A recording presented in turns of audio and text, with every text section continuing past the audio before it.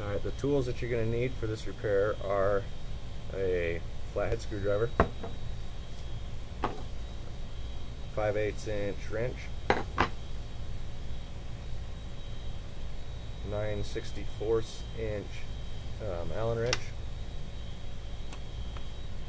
the flathead jeweler's screwdriver, and an inspection mirror.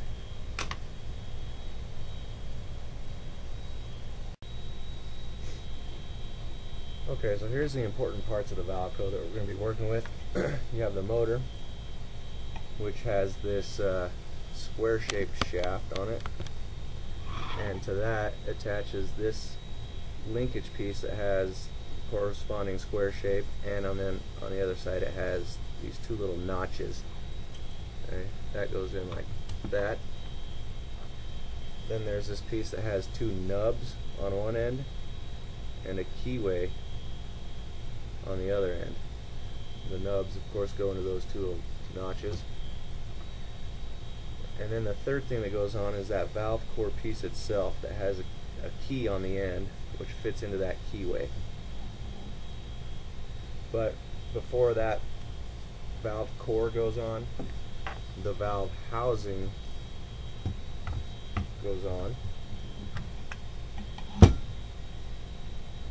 and then that valve core is just simply put in place. Now the problem that we're having is if that thing works its way off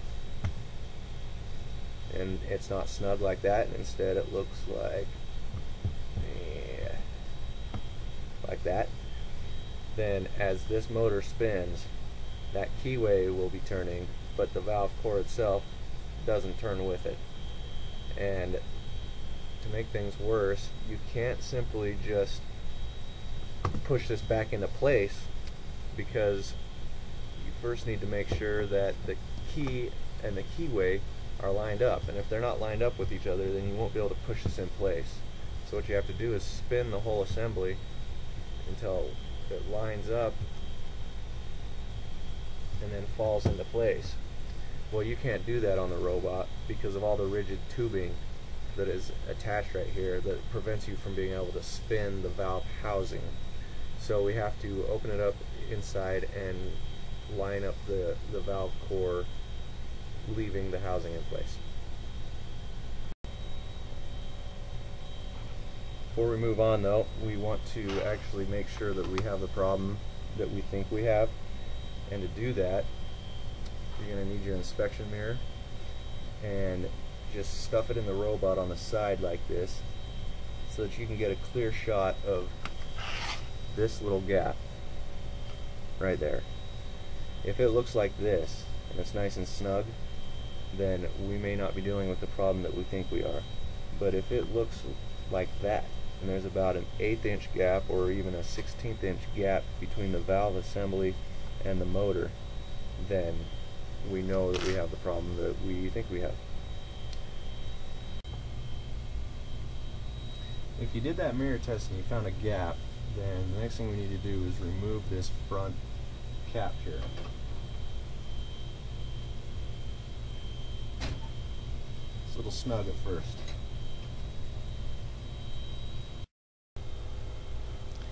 Now just stare down the center of the shaft here as you electronically advance the valve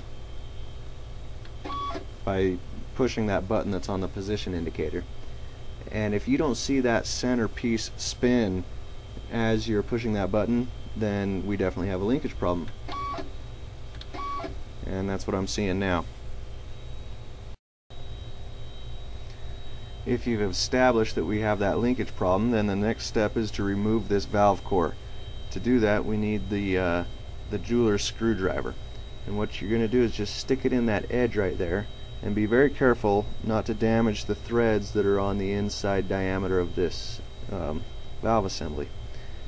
And so just stick it in there and put a little bit of sideways pressure on there. We're going to loosen it up, basically. Put it on the other side, do the same thing. This isn't screwed in, it's just wedged in there, so you will eventually be able to wiggle it out. Once that happens,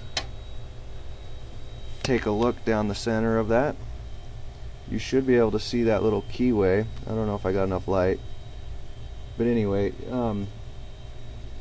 advance the valve again by pushing that button and pay attention to whether or not that keyway spins.